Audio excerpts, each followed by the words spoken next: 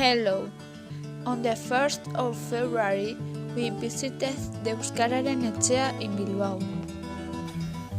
The Erasmus Plus project teachers have prepared the trip for us. In this video we are going to explain the importance of the Basque language, its origins, the different dialects, and more interesting information. We hope you will like it. Is a language spoken in the Basque Country, a region that straddles the westernmost Pyrenees in ancient part of northern Spain and southwestern France.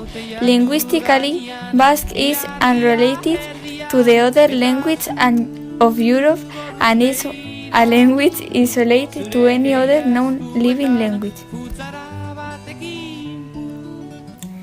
The origin of the Basque and the Basque language is a controversial topic that has given rise to numerous hypotheses.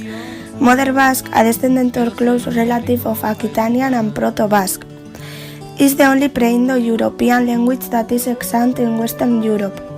The Basque have therefore long been supposed to be a remnant of a pre-Indo-European population of Europe.